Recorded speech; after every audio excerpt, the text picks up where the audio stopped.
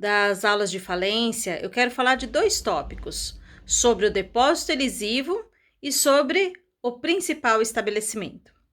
Em relação ao depósito elisivo, vocês devem lembrar que se refere a uma alternativa que aquele contra quem foi interposta a ação de falência pode exercer no mesmo prazo da defesa.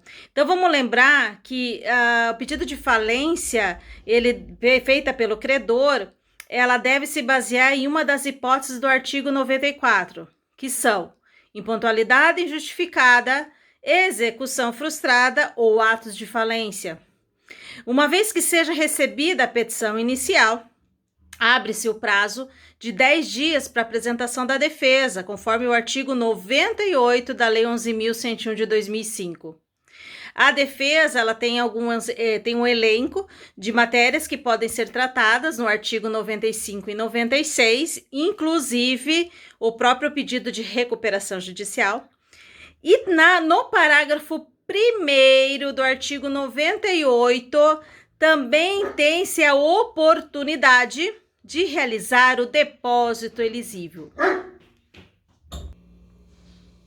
Depósito elisivo nada mais é que o depósito do valor correspondente à dívida daquele ou daqueles que estão interpondo a ação de falência, com correção monetária, juros de mora, acrescido das custas e os honorários advocatícios.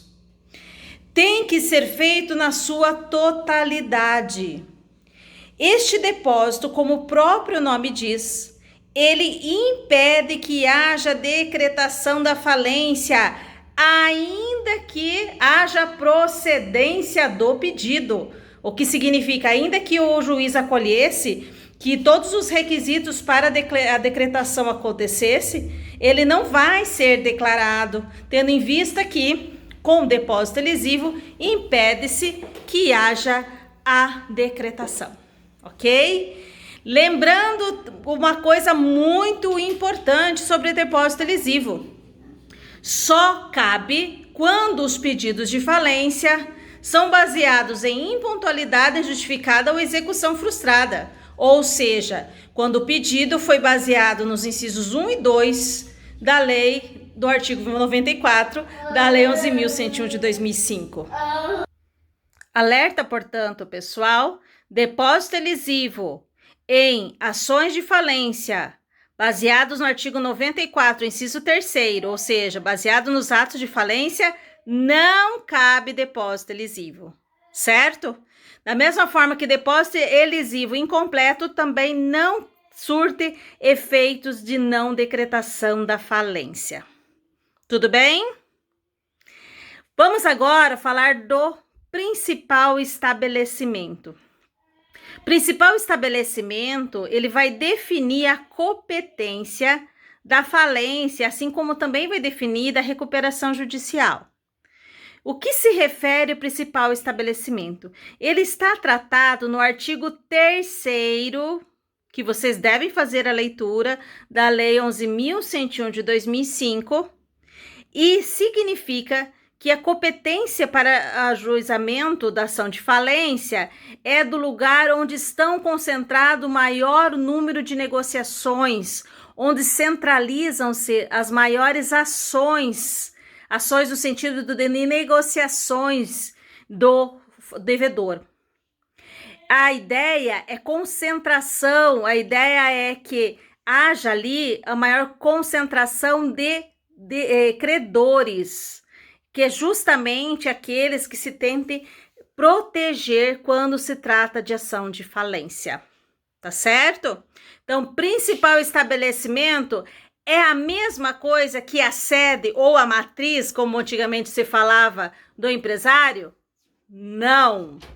Ela pode ser e pode não ser a sede, certo? Vocês têm que entender que principal estabelecimento é o lugar onde se concentram as maiores negociações, ainda que seja uma filial. Tudo bem?